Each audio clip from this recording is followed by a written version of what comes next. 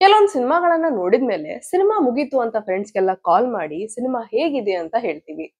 ಆದ್ರೆ ಕೆಲವೊಂದು ಸಿನಿಮಾಗಳು ಮುಗಿದ್ಮೇಲೂ ನಮ್ ತಲೆಯಲ್ಲಿ ಕಾಡ್ತಾ ಇರುತ್ತೆ. ಅದು ಅಂತ ಸಿನಿಮಾಗಳ ಕತೆ ಮತ್ತೆ ಅದರ ವಿಷಯಕ್ಕೆ ಇರುವಂತಹ ಒಂದು ಶಕ್ತಿ. ಹೀಗೆ ಇವತ್ತು ನಾನ್ ನೋಡಿದಂತಹ ಕುಲ್ದೀಪ್ ಕಾರ್ಯಪ್ಪ ಅವರು ನಿರ್ದೇಶಿಸಿ ನವೀನ್ ಶಂಕರ್ ಅವರು ಅಭಿನಯಿಸಿರುವಂತಹ ನೋಡಿದವರು ಏನಂತಾರೆ ಸಿನಿಮಾ ನನಗೆ ಈ ರೀತಿಯ ಅನುಭವವನ್ನ ನೀಡ್ತು.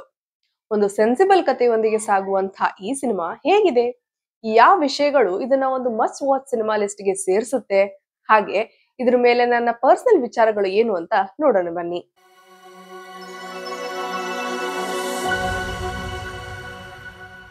ಸಿನಿಮಾದ ಓಪನಿಂಗ್ ಶಾಟ್ ತುಂಬಾ ಚೆನ್ನಾಗಿ ಕತೆಗೆ ಮುನ್ನಡಿಯನ್ನ ನೀಡಿದೆ. ಸಮಯ ವ್ಯರ್ಥ ಮಾಡದೆ ಆಡಿಯನ್ಸ್ ನ ಕತೆ ತನ್ನೊಳಗೆ ಎಳ್ಕೊಂಡ್ಬಿಡುತ್ತೆ. ಇಲ್ಲಿ ನವೀನ್ ಶಂಕರ್ ಅವರು ಕಥೆಯ ಲೀಡ್ ಸಿದ್ಧಾರ್ಥ್ ಪಾತ್ರವನ್ನ ನಿರ್ವಹಿಸಿದ್ದಾರೆ ಅನ್ನೋದಕ್ಕಿಂತ ನವೀನ್ ಅವರು ಸಿದ್ಧಾರ್ಥ್ ಆಗಿದ್ದಾರೆ ಅಂದ್ರೆ ತಪ್ಪಿಲ್ಲ. ಅವರ ಅಭಿನಯ ಅಷ್ಟು ಮೆಚೂರ್ ಆಗಿ ಮೂಡ್ಬಂದಿದೆ. ಕಥೆಯ ಸೂಕ್ಷ್ಮಗಳನ್ನ ಮರೆಯೋಕೆ ಆಗದಂಗೆ ಅವರು ಪಾತ್ರವನ್ನ ನಿಭಾಯಿಸಿದ್ದಾರೆ.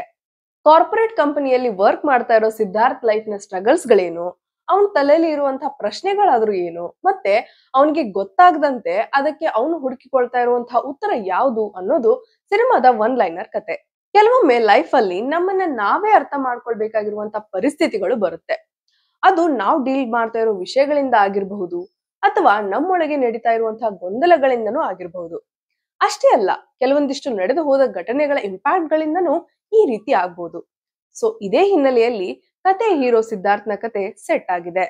ಸಿನಿಮಾದ ಕ್ವಾಲಿಟಿ ಬಗ್ಗೆ ಹೇಳ್ಬೇಕಂದ್ರೆ ಇದೊಂದು ಟೆಕ್ನಿಕಲಿ ಸೌಂಡ್ ಆಗಿರುವಂತ ಸಿನಿಮಾ ಅಂತ ಹೇಳ್ಬಹುದು. ಒಂದಿಷ್ಟು ಸೀನ್ಗಳಂತೂ ನೋಡೋಕೆ ತುಂಬಾ ಖುಷಿ ಆಗುತ್ತೆ. ಎಕ್ಸ್ಪ್ರೆಷನ್ಸ್ ಗಳಿಗೆ ತಕ್ಕಂತೆ ಬ್ಯಾಕ್ ಗ್ರೌಂಡ್ ಮ್ಯೂಸಿಕ್ ನ ಬ್ಲೆಂಡ್ ಮಾಡಿರುವಂತಹ ರೀತಿ ನನಗೆ ಹಿಡಿಸ್ತು. ಹಾಡುಗಳನ್ನ ಕತೆಗೆ ಬಳಸ್ಕೊಂಡಿರುವಂತಹ ರೀತಿ ಸಿನಿಮಾವನ್ನ ಎತ್ತಿ ಹಿಡಿಯುತ್ತೆ ಅಂದ್ರೆ ಏನ್ ತಪ್ಪಿಲ್ಲ. ಹೈ ಪಾಯಿಂಟ್ಸ್ ಗಳಲ್ಲಿ ಮ್ಯೂಸಿಕ್ ನ ಕಟ್ ಮಾಡಿ ಅದನ್ನ ಮುಂದುವರಿಸೋ ಸೀನ್ಗಳು ಆ ಸೀನ್ ನ ಇನ್ನಷ್ಟು ಇಂಪ್ಯಾಕ್ಟ್ಫುಲ್ ಆಗಿ ಮಾಡೋದಂತೂ ಖಂಡಿತ. ಸಾಧು ಕೋಕಿಲ ಅವರು ಹಾಡಿರುವಂತಹ ಮಲಗಿರು ಕಂದ ಸಾಂಗ್ ಸಿನಿಮಾದ ಜೊತೆಗೆ ನೋಡುವಾಗ ಮಾತ್ರ ಕಣ್ಣಲ್ಲಿ ನೀರ್ ಬರೋದು ಪಕ್ಕ. ಕೊನೆಯಲ್ಲಿ ಇದೇ ಸಾಂಗ್ ಕಾರಣದ ಜೊತೆಗೆ ಫೀಮೇಲ್ ವರ್ಷನ್ ಅಲ್ಲಿ ಬಂದಿರೋದು ಕಥೆಯ ಬರವಣಿಗೆ ಮತ್ತೆ ಅದರ ಮುಂದುವರೆದ ಸೀನ್ ಗಳನ್ನ ಮೆಚ್ಚಿಸುವಂತೆ ಮಾಡಿಸುತ್ತೆ. ನಂತರದ ಸೀನ್ ಗಳಲ್ಲಿ ಕತ್ತಲಲ್ಲಿ ಕುಳಿತಿರುವಂತಹ ಸಿದ್ಧಾರ್ಥ್ ಮುಖದ ಮೇಲೆ ಬಳಸಲಾಗಿರುವಂತಹ ಲೈಟಿಂಗ್ಸ್ ಮತ್ತೆ ಅವನ ಎಕ್ಸ್ಪ್ರೆಷನ್ಸ್ ಗಳು ಅವನ ಭಾವನೆಗಳನ್ನ ತುಂಬಾ ಡೀಟೇಲ್ ಆಗಿ ಎಕ್ಸ್ಪ್ಲೋರ್ ಮಾಡುತ್ತವೆ. ಕಷ್ಟದ ಸಮಯದಲ್ಲೂ ಸ್ವಾರ್ಥವನ್ನ ಮೆರೆಯುವಂತಹ ಒಂದೆರಡು ಕ್ಯಾರೆಕ್ಟರ್ಗಳು ಕಥೆಯನ್ನ ನೈಜವಾಗಿಸೋದು ಖಂಡಿತ. ಕ್ಯಾಮಿಯೋದಲ್ಲಿ ಬಂದಿರುವಂತಹ ಸೋನು ಗೌಡ ಮತ್ತೆ ಮೊದಲ ಭಾಗದಲ್ಲಿ ಬರುವಂತಹ ಶ್ವೇತಾ ಶ್ರೀನಿವಾಸ್ ಅವರಿಗೆ ಸ್ಕ್ರೀನ್ ಟೈಮ್ ಕಡಿಮೆ ಇದ್ರೂ ಕೂಡ ಅವರ ಪಾತ್ರ ನೆನಪಿನಲ್ಲಿ ಉಳಿಯುವಂತೆ ಅವು ಮೂಡ್ ಬಂದಿದ್ದು ನನಗೆ ಖುಷಿ ಆಯ್ತು. ಮುಂದೆ ಶುರು ಆಗೋ ಸೆಲ್ಫ್ ಡಿಸ್ಕವರಿಗೆ ತನ್ನನ್ನು ತಾನು ಕಳೆದುಕೊಳ್ಳೋಕೆ ಪ್ರಾರಂಭ ಆಗೋ ಜರ್ನಿನೇ ನೋಡಿದವರು ಏನಂತಾರೆ ಸಿನಿಮಾದ ರಿಯಲ್ ಹೀರೋ. ಜರ್ನಿಯ ಮೂಲಕ ಪರಿಚಯವಾಗುವಂತಹ ಎರಡು ಕ್ಯಾರೆಕ್ಟರ್ ಗಳಲ್ಲಿ ಒಂದು ಮಲ್ಲಣ್ಣ, ಅವರು ಮನಸ್ತುಂಬಿ ಅಭಿನಯಿಸಿರುವಂತಹ ಮುಗ್ಧ ಹುಡುಗನದ್ದಾದ್ರೆ ಇನ್ನೊಂದು ಬೋಲ್ಡ್ ಮತ್ತೆ ರಿಯಾಲಿಟಿಯಿಂದ ಎಸ್ಕೇಪ್ ಆಗೋ ಪ್ರಯತ್ನದಲ್ಲಿರುವಂತಹ ಅಪೂರ್ವ ಭಾರದ್ವಾಜ್ ಅವರ ಪಾತ್ರ. ಮಲ್ಲಣ್ಣ ಅವರ ಡೈಲಾಗ್ಸ್ ಗಳು ಕೇಳೋಕೆ ನಗು ತರಿಸ್ತಿದ್ರು ಅವುಗಳಲ್ಲಿ ಅಡಗಿರುವಂತಹ ಸತ್ಯತೆ ಮತ್ತೆ ಆಳ ಎಷ್ಟೋ ಕಡೆ ತುಂಬಾ ಇಂಪ್ಯಾಕ್ಟ್ಫುಲ್ ಆಗಿದೆ. ಜೊತೆಗೆ ಅಪೂರ್ವ ಭಾರದ್ವಾಜ್ ಅವರ ಪಾತ್ರ ಈಗಿನ ಜನರೇಷನ್ ಒಂದು ರಿಫ್ಲೆಕ್ಷನ್ ಅಂತಾನೆ ಹೇಳ್ಬಹುದು. ಅವರ ಪಾತ್ರದ ಬರವಣಿಗೆ ಸಖತ್ತಾಗಿದ್ದು ಅದನ್ನ ಅವರು ಅಷ್ಟೇ ಚೆನ್ನಾಗಿ ನಿಭಾಯಿಸಿದರೆ ಕೂಡ. ಸಿನಿಮಾದ ಉದ್ದಕ್ಕೂ ಬರುವಂತಹ ಲಾಂಗ್ ಶಾರ್ಟ್ಸ್, ಅಲ್ಲಿನ ಸಂಭಾಷಣೆಗಳು ಅಥವಾ ಸಿದ್ಧಾರ್ಥ್ನ ಯೋಚನೆಗಳು, ಸ್ಕ್ರೀನ್ ಮೇಲೆ ಕ್ಯಾರೆಕ್ಟರ್ಸ್ ಗಳು ಇದ್ರೂ ಸಹ ಲಿಪ್ ಸಿಂಕ್ ಆಗದೆ ಇರುವಂತಹ ಡೈಲಾಗ್ಗಳು, ಅಲ್ಲಲ್ಲಿ ಬಳಸಿರುವಂತಹ ಜೇ ಕಟ್ಸ್ ಮತ್ತೆ ಕಾವ್ಯಮಯ ಅನಿಸುವಂತಹ ನವೀನ್ ಶಂಕರ್ ಅವರ ವಾಯ್ಸ್ ಓವರ್ ಮಾತುಗಳು ನನಗೆ ಸಿನಿಮಾದಲ್ಲಿ ತುಂಬಾ ಇಷ್ಟ ಆಗಿರುವಂತಹ ವಿಷಯಗಳು. ಈ ಎಲ್ಲಾ ಎಲಿಮೆಂಟ್ಸ್ ಇದನ್ನ ಒಂದು ಸ್ಟೈಲೈಸ್ಡ್ ನರೇಷನ್ ಮಾಡ್ಬಿಡತ್ವೆ. ಪದ್ಮಾವತಿ ರಾವ್ ಅವರು ನಿರ್ವಹಿಸಿರುವಂತಹ ಜಾನಕಿ ಅಂದ್ರೆ ಸಿದ್ಧಾರ್ಥ್ ತಾಯಿ ಪಾತ್ರದ ಸೀನ್ ಗಳಲ್ಲಿ ಇಬ್ಬರ ಆಕ್ಟಿಂಗ್ ಕಟ್ಟಿಕೊಡುವಂತಹ ಒಂದೆರಡು ದೃಶ್ಯಗಳು ಮಾತ್ರ ನಿಮ್ಮ ಕಣ್ಣಲ್ಲಿ ನೀರ್ ತರಿಸೋದಂತೂ ಸತ್ಯ. ಸಿದ್ಧಾರ್ಥ್ ಆ ಮುಗ್ಧ ಹುಡುಗನ ಮನೆ ತಲುಪಿದ ನಂತರದ ಸೀನ್ ಅನ್ನ ನಾನು ಸರಿಯಾಗಿ ರೀಡ್ ಮಾಡಕ್ ಆಗ್ಲಿಲ್ವೇನೋ ಅನ್ನೋ ಗೊಂದಲ ಕೂಡ ನನ್ನಲ್ಲಿದೆ. ಹಾಗಾಗಿ ಅದ್ರ ಬಗ್ಗೆ ಹೇಳೋಕೆ ನಾನು ಇಷ್ಟಪಡಲ್ಲ.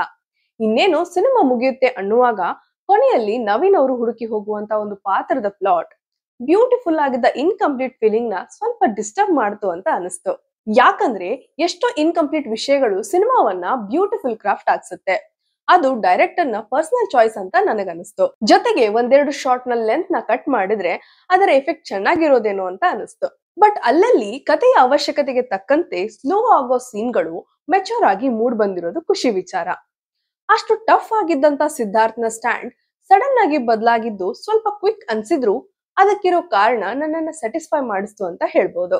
ಅಂದ ಹಾಗೆ ರಿವರ್ಸ್ ಸೈಕಾಲಜಿ ಮತ್ತೆ ಇಂಜಿನಿಯರಿಂಗ್ ಮೇಲೆ ಇರುವಂತಹ 2 ಡೈಲಾಗ್ಸ್ ಗಳು ಮಾತ್ರ ಸಖತ್ತಾಗಿವೆ. ನಮ್ಮ ಹುಬ್ಬಳ್ಳಿಯವರಾಗಿರುವಂತಹ ಚೇತನ್ ಅವರ ಪಾತ್ರ ಚಿಕ್ಕದಾಗಿದ್ರು ಕೂಡ ಅವರ ಶೈಲಿಗೆ ತಕ್ಕಂತೆ ಇರುವಂತಹ ಪಾತ್ರವನ್ನ ಅವರು ಅಚ್ಚುಕಟ್ಟಾಗಿ ನಿರ್ವಹಿಸಿದ್ದಾರೆ.